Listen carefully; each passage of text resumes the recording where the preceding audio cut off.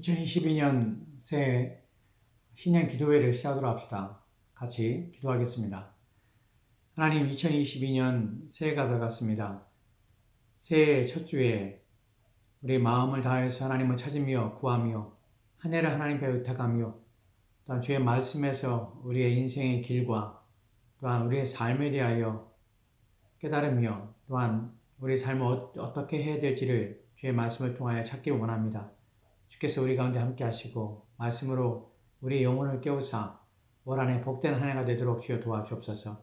주께서 함께 원하오며 예수님 이름으로 기도합니다. 아멘. 2022년 첫 번째 주가 되었습니다. 오늘 첫 번째 하나님 말씀을 함께 살펴보고 한 해 동안에 우리가 붙잡고 기도하며 또한 의지해야 될 하나님 말씀에 대하여 오늘 말씀을 통하여 살펴보도록 합시다. 오늘 말씀은 사도행전 11장입니다. 사도행전 11장 19절부터 26절 말씀까지의 내용을 가지고 우리의 교회됨에 대하여 또 우리는 어떤 교회를 지향해야 되는가 하는 부분에 대하여 우리 기도 제목을 삼으려 합니다. 오늘 말씀을 통하여서 저는 한 교회를 여러분에게 소개하려 하는데 예루살렘 교회가 성경에서 사람들이 종종 거론하고 또한 모델로 삼고 있는 교회는 예루살렘 교회를 대부분 일반적으로 모델을 삼고 있습니다. 왜냐하면 예루살렘 교회가 행했던 모습들을 보면 참된 교회의 모습들이 보여지고 또 드러나기 때문에 그렇습니다.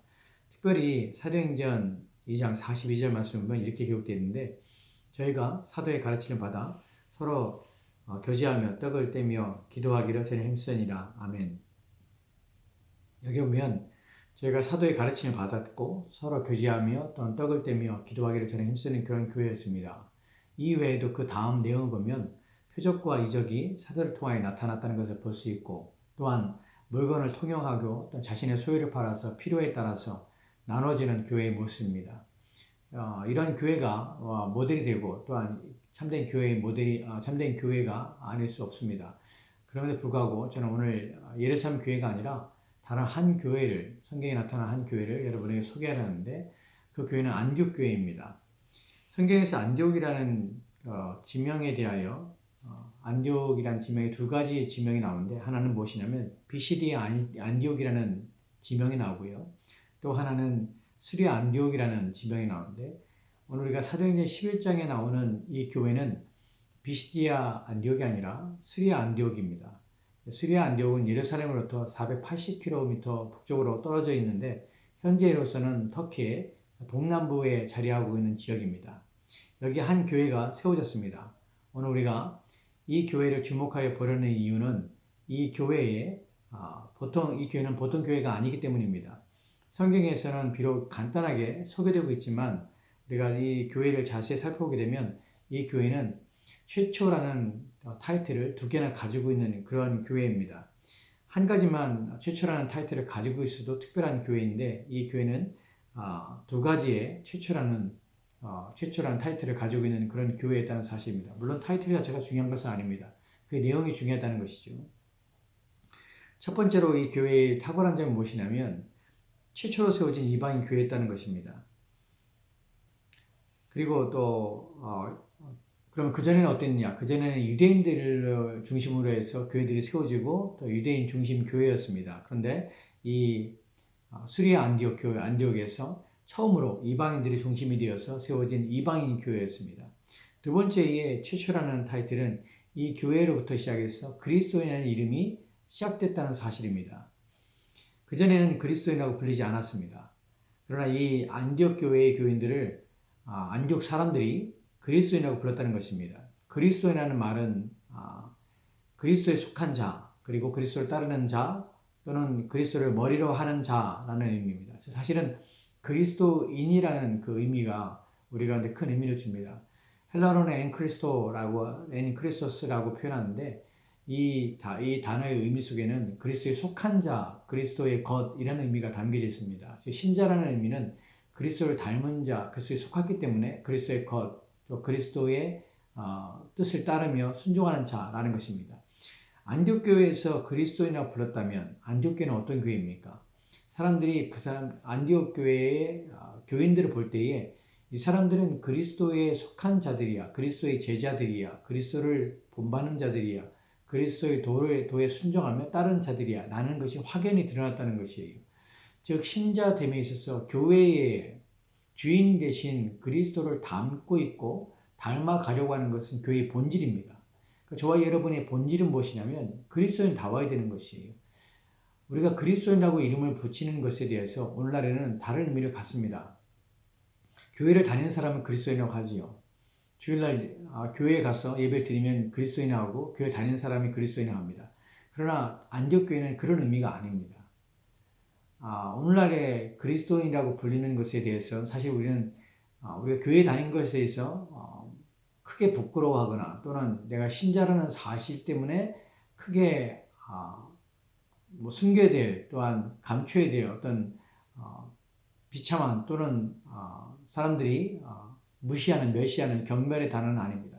교회에 다니는 것이 한 종교를 믿고 있고 또한 기독교라는 종교인이라는 것 때문에 그렇게 박해를 당하거나 또한 멸시의 대상이 되거나 조롱의 대상이 되는 것은 아닙니다. 그런데 당시에 있어서는 그렇지 않았다는 것이에요. 당시에 있어서는 그리스도인이라고 부르는 것이 불명예였습니다. 우리가 사도행전 11장 26절에 보면 제가 읽겠습니다. 사도행전 11장 26절에 보면 만남에 안디옥에 데리고 와서 둘이 교회에 1년간 모여있어 큰 무리를 가르쳤고 제자들이 안디옥에서 비로소 그리스도라 일컬음을 받게 되었더라 라고 합니다. 본문의 한글 성경에서는 비로소라는 단어가 등장하게 되는데 이 단어의 의미가 뉘앙스가 그리스도로 대우받았다는 의미처럼 느껴집니다. 또 긍정적인 의미처럼 느껴지는 것이에요. 그런데 사실 헬라어 원문을 보면 비로소라는 단어는 단지 처음이라는 단어 뜻입니다. 즉 처음으로 그리스도인을 불렀다는 것이에요. 사실 이 그리스도인을 불렀다는 것이 당시에 있어서 좋은 의미는 아닙니다. 또한 불륜 받는 것이 마땅하며 또 자랑스러운 것도 결코 아닙니다. 사실은 멸시와 조롱의 대상이었고 이단이었다는 것이에요. 당시의 사람들에게 있어서 기독교인이 그리스도인이 된다는 것은 유대교 외에 다른 종파 또한 그리스도라는 십자가에 달려 죽은 자에 대한 자를 믿는 자들이라는 의미 속에서 분파의 한 종류를 유대교의 한 분파의 종류를 여겼을 뿐만 아니라 멸시와 또한 비난과 조롱과 또한 우습게 여기는 것이 되었다는 것이 그것이 바로 그리스도의 이름이 가지고 있는 의미였습니다. 그래서 성경 보면 이런 구절들이 있습니다. 고린도전서 1장 13절 말씀을 보면 이렇게 기록됐습니다. 우리는 십자가에 못 박힌 그리스도를 전하니 유대인에게는 꺼리끼는 것이요 이방인에게는 미련한 것이로되 아멘. 여기서 그리스도를 전하니라고 표현하면서 이것이 무엇이냐면 유대인들에게는 꺼리끼는 것이고 이방인들에게는 미련한 것이라고 합니다. 즉 멸시의 대상이었어요. 유대인에게도 멸시의 대상이고 이방인에게도 마땅치 않은 것이에요. 그것이 바로 그리스도라는 의미입니다. 이에 대하여서 또 다른 본문을 보면 베드로전서 1장 4장 16절 말씀이 이렇게 기록되었습니다. 만일 그리스도로서 고난을 받은즉 부끄러워 말고 도리어 그 이름으로 하나님께 영광을 돌리라. 본문을 보면 만일 그리스도로서 고난을 받은즉 부끄러워 말고 라고 표현합니다. 그리스도를 고난을 받는데 부끄러워 말라고 합니다. 그리스도인이기 때문에 고난당하는 것이고 또한 부끄러운 것입니다. 당시 사람들에게 있어서는. 그럼에도 불구하고 부끄러워하지 말고 이 고난당함에 대해서 하나님께 영광을 돌리라고 표현하는 것이에요. 이처럼 그리스도의 이름은 처음에는 멸시의 대상이었습니다. 그렇게까지 불릴 수 있도록 그럼에도 불구하고 철저히 그리스도에게 속한 자로 그리스도의 것으로서 살았던 사람들이 바로 안디옥 교인이라는 것이에요. 즉 저와 여러분들이 그리스도의 이름을 갖고 있다는 것은 그분의 이름이 갖는 그 이분의 이름의 가치에 걸맞고 그 이름에 또한 부합하게 살지 않으면 부끄러운 것이에요. 오늘날에는 우리는 그리스도의 이름을 그냥 호칭으로 부르지만 사실은 당시는 이처럼 진지하고 또한 생명을 거는 일이었습니다. 오늘 우리의 마음속에도 그래야 돼요. 우리는 누구의 이름을 우리가 붙이냐면 그리스도의 것이라는 이름을 붙이는 것이에요. 그럼 내가 그리스도의 것으로서 살지 않으면 누가 비난을 당하냐면 그리스도가 비난을 받는 것이에요. 그리스도가 나 때문에 멸시를 당하는 것이에요. 로마서에 보면은 유대인들이 하나님을 오히려 도리어 하나님 법을 어기만 여마서 하나님의 이름에 먹칠을 하고 멸시를 당하는 것이에요. 왜냐하면 그들은 하나님의 백성이라고 말을 하거든요. 유대인, 하나님의 백성이라고 말하면서 하나님 법을 어긴다면 누가 멸시를 당하냐면 하나님 멸시를 당하는 것이에요. 그래서 심판을 당합니다.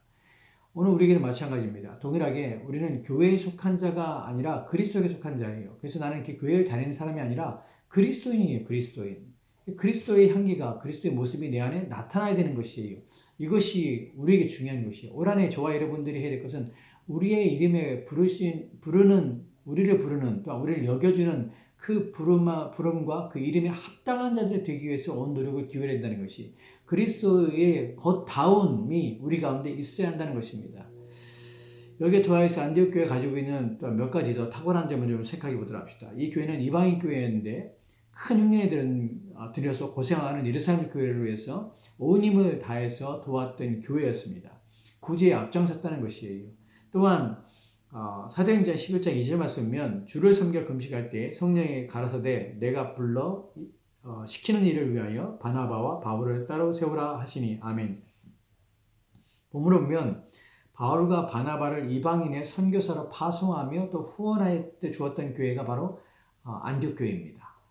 이들의 파송은 복음이 이방인에게 전파된 데서 엄청나게 복음의 진보를 가져오게 하는 계기가 되는 것이죠.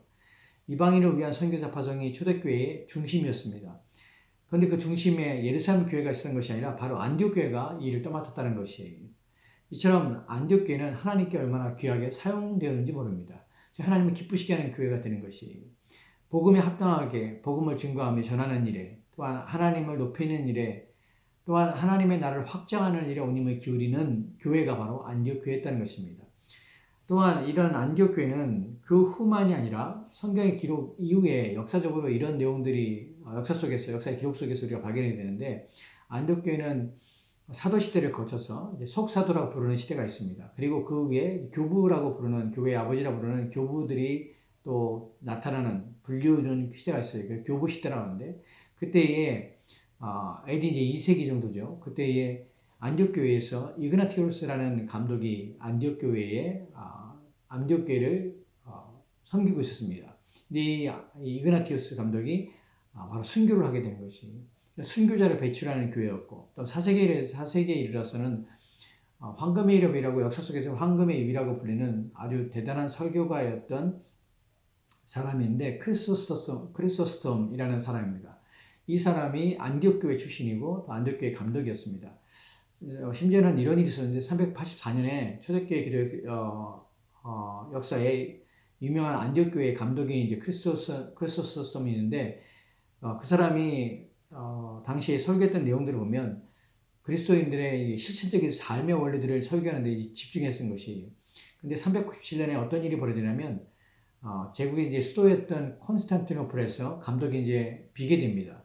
그자 그곳 사람들이 크리소스톰을 안디옥에서 납치해 올 정도 해서 납치해 와서 이 콘스탄티노플의 감독으로 세운 것이 당시에 이제 높은 명성과 평판을 이제 반영한 것이기도 해요. 물론 그게 옳다는 말이 아니라 안디옥 교회가 어느 정도까지 당시에 영향을 미쳤으며 많은 사람들에게 바른 신앙과 또한 진리에 대해서 어떠한 태도와 자세를 가지고 있는지 하는 것을 우리가 보게 되는 것이에요. 교회가 세워진 300년 동안 안디옥 교회는 이렇게 명성을 가지고 있었고 위대한 사역자들을 배출하는 그런 교회가 되었다는 것입니다. 최초의 이방인 교회고 또한 그리스도인이라고 이름을 불릴 만한 만큼 주변 사람들에게 드러내놓고 구별된 삶을 살았던 교회인 안디옥 교회. 이 교회를 우리가 주목해 보아야 할 것은 이 교회가 어떻게 시작되었는가 하는 부분에서 또 다른 우리 가운데 주는 교훈이 있습니다. 우리가 앞에 생각해 봤던 것처럼 안디옥 교회는 그냥 그런 교회가 아닙니다. 이런 탁월한 교회가 존재하기 위해서는 많은 것들이 이제 준비되어지고 또 갖춰져야 된다고 생각합니다. 이 교회의 세워짐은 예루살렘 교회를 위해서 마가의 다락방에서 기도했던 120명의 헌신된 사람들의 기도로 세워진 것은 아닙니다. 또한 탁월한 지도력을 가졌던 사도들에 의해서 이 교회가 시작되었거나 또한 이 교회가 세워진 것도 아닙니다. 위대한 누구의 또 어떠한 사람의 순교자의 피로 세워진 것도 아니고요. 그래서 시작된 것도 아닙니다. 예루살렘 교회에서 일어났던 오순절의 성령 강림이나 또한 기적과 이적 또한 일어나지 않았음에 불구하고 이 교회는 시작됩니다.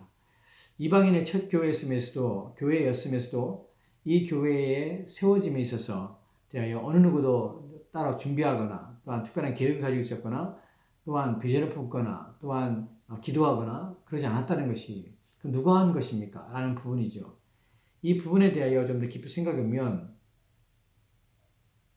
이 위대한 교회의 시작은 우리가 기대한 것만큼이나 크게 위대하게 시작된 것은 아니었습니다. 너무나 초라하게 시작되었고 또한 작게 시작되었습니다. 하나님의 일들은 때론 너무나 작게 시작된다는 것을 우리는 생각해야 합니다. 예수님의 비유 속에서 우리는 겨자씨의 비유 속에서 너무나 작은 것이 하나님 나라가 작은 것으로 시작되지만 너무나 작고 보잘것 없는 것처럼 보이지만 그러나 하나님께서는 그 일을 통하여서 크게 하시며 또한 새들이 와서 깃드는 것처럼 크게 비록 작은 겨자씨지만 하나님 나라가 얼마나 확장되고 또한 커지는 일을 우리가 보게 됩니다. 그런 이유로 우리가 생각할 수 있는 것은 모든 일들이 사람이 하는 일이 아님을 우리가 알게 되는 것이에요. 이를 통해서 우리가 보여주는 것이 안적교회를 보게 된 것이 뭐냐면 교회의 일은 사람이 하는 것이 아니라 하나님이 하셨다는 것을 우리가 알게 된다는 것이에요. 이것만큼 우리 가운데 분명하게 보여주는 것은 없습니다. 사도행전 11장 19절 말씀이면 이렇게 기록되어 있는데 사실 그때이죠. 그때 이 스데반의 일로 일어난 환란에 인하여서 흩어진 자들이 베니게와 구브로와 안디옥까지 이르러 도를 유대인에게 전하였는데 아멘. 한글 성경에 보면 때라는 단어를 시작합니다. 때가 언제냐면 예루살렘 교회의 초대 집사님이었던 스데반의 순교 이후입니다. 그때 무슨 일이 발생하는가 하면 박해가 일어났죠. 그래서 그리스도인들이 잡혀 죽임을 당하거나 옥에 갇히는 사건이 발생하게 되어서 예루살렘 교회의 많은 성도들이 박해를 피해서 흩어지게 되었습니다.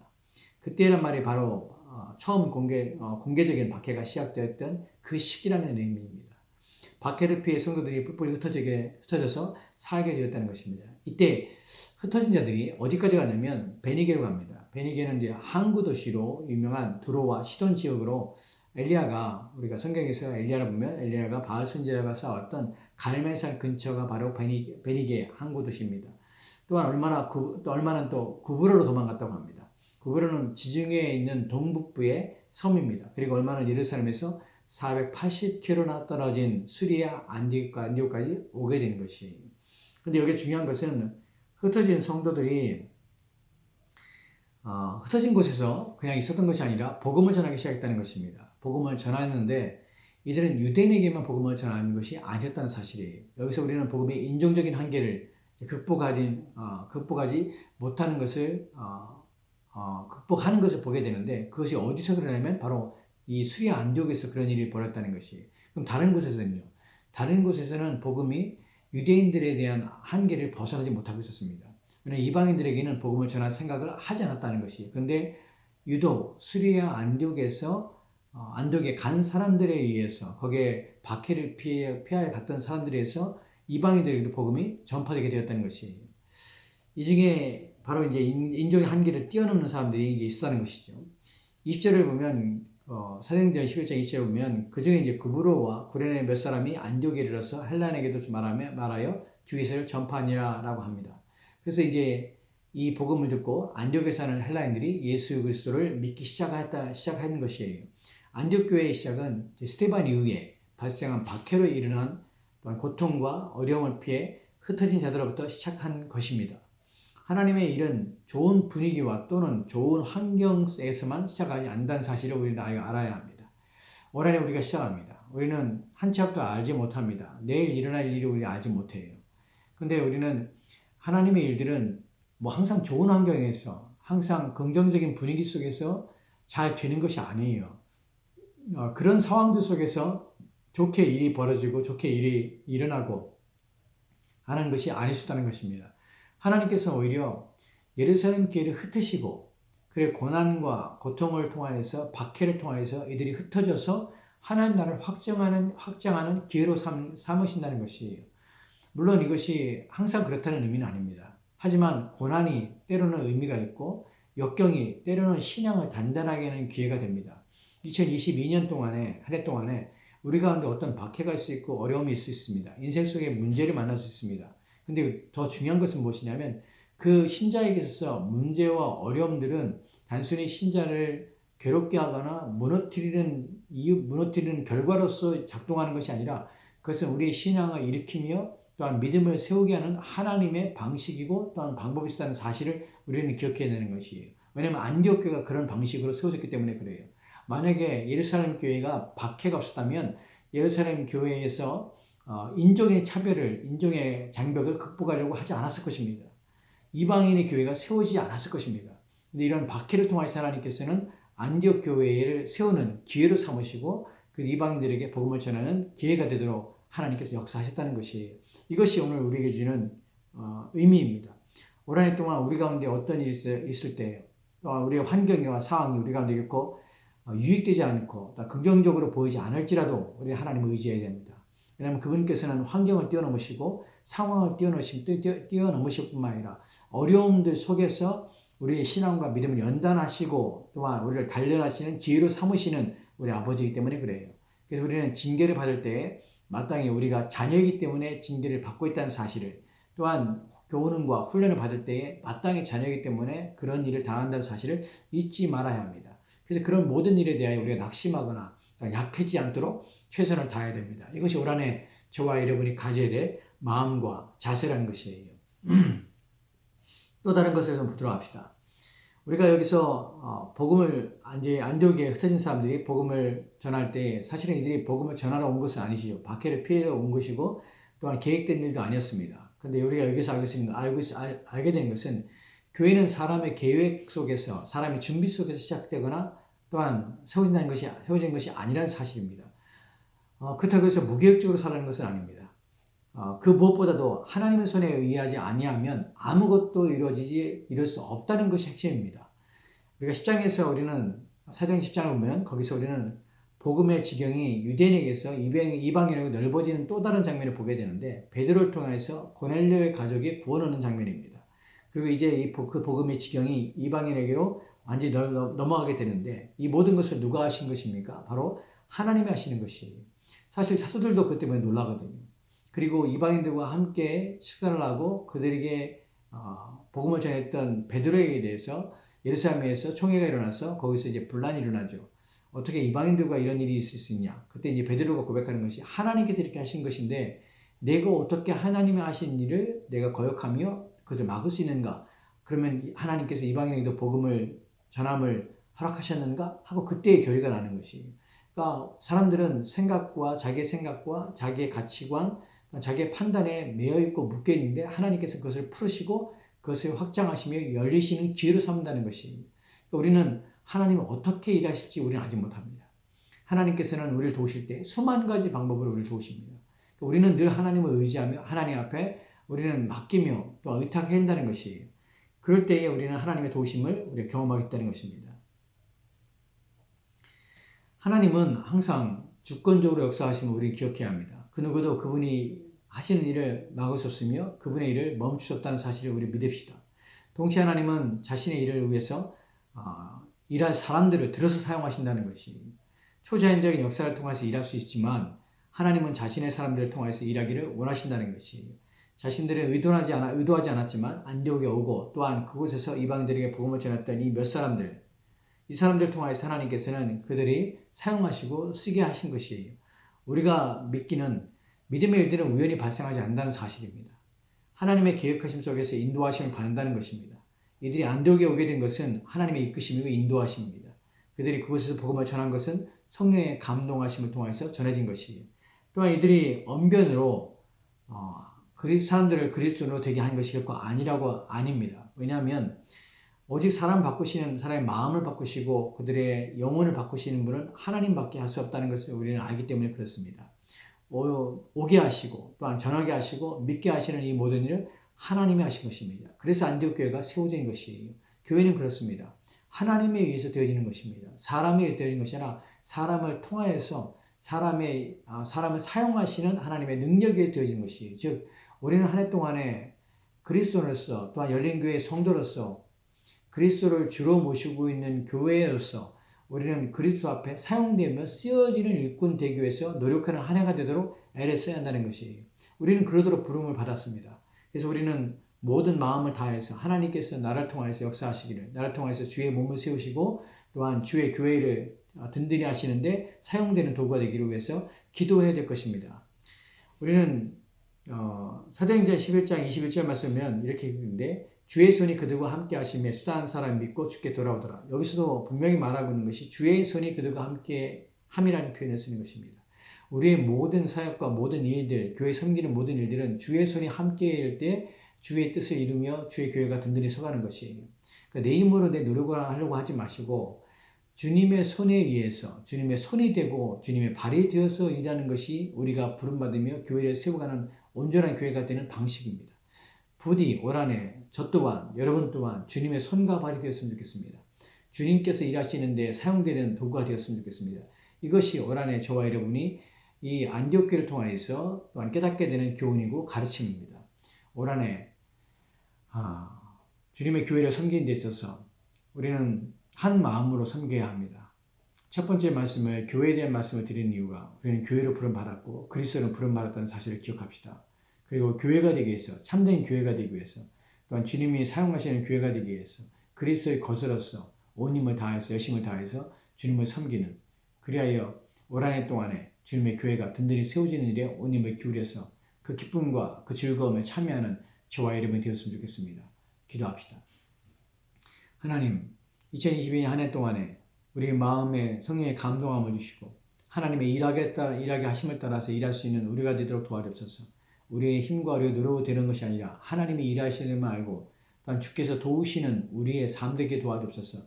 그래서 우리 스스로가 하나님 앞에 내어 맡김을 말미암아 하나님을 기쁘시게 할 자로 세워지기 위해서 온 힘을 기울이게 도와주시고 주의 손과 발이 되어서 주의 뜻을 드러내는 우리가 되도록 주여 도와주옵소서. 하나님이 주인이십니다. 그리고 하나님이 하십니다. 믿음으로 하나님께 사용되며 쓰여지는 그 영광스러움과 복됨이 우리 모든 삶에 있도록 주여 도와주옵소서. 주께서 올 한해 우리 성도들과 함께하게 소망하며 감사드리며 살아계신 예수 그리스도의 이름으로 기도합니다. 아멘. 오늘 주어진 말씀을 가지고 여러분 기도하시고 또한 이 말씀에 따라서 여러분의 마음에 깊이 새겨서 그것이 이루어지기를 위해서 하나님 앞에 간절히 사모하시며 하나님과 함께하는 시간을 가지시 바랍니다. 감사합니다.